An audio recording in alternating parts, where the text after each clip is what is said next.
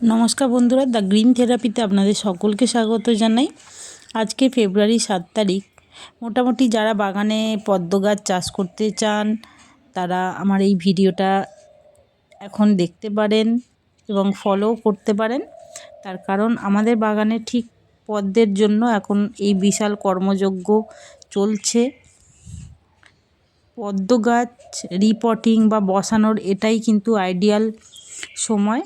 এই যে এতগুলো ড্রাম দেখছেন, এইগুলো কিন্তু গত বছরের পদ্ম। এগুলো ভীষণ সুন্দরভাবে ফুল দিয়েছে, আপনাদের দেখাবো তো কিভাবে রিপটিং করতে হয়। এই যে দেখুন, এই যে বড় বড় ড্রামগুলো, এইগুলোতে গত বছর মানে অনেক ফুল হয়েছিল। তো এই ফেব্রুয়ারি মাসটা হচ্ছে আইডিয়াল টাইম পদ্ম গাছকে রিপটিং করা।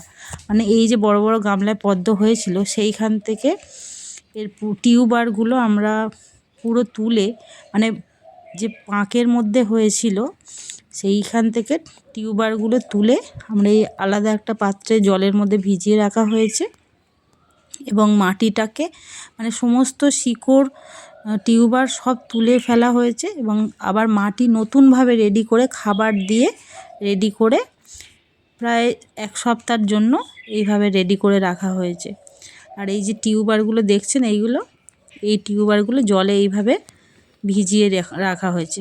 এই যে দেখুন কি স্বাস্থ্যকর টিউবার। এবার ওই যে মাটিগুলো রেডি করা হচ্ছে, ওই মাটির মধ্যে আস্তে আস্তে এই টিউবারগুলো মানে পুঁতে দিতে হবে।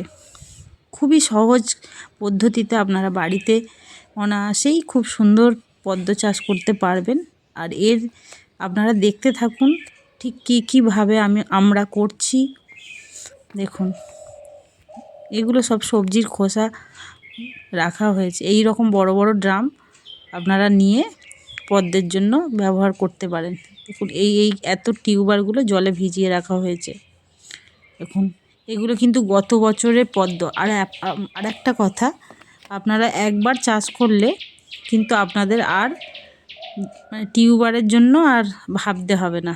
প্রতি বছরই একই টিউবার আপনারা শুধু মানে ঠিকঠাক পদ্ধতিতে রিপোর্টিং করে দেবেন। দেখুন কতগুলো গামলা আমাদের বাগানে পদ্মের জন্য রেডি হচ্ছে। আর এই ফেব্রুয়ারি মাস, এখন এই 7 তারিখ, আজকের আমাদের এইগুলো এখন এই রকম রেডি করা হয়েছে। ঠিক 14 তারিখ 15 তারিখের মধ্যে সব রিপোর্টিং করা হয়ে যাবে। আর তখন দেখাতে থাকবো যে মার্চের মধ্যেই কিভাবে সুন্দর পাতা আসছে।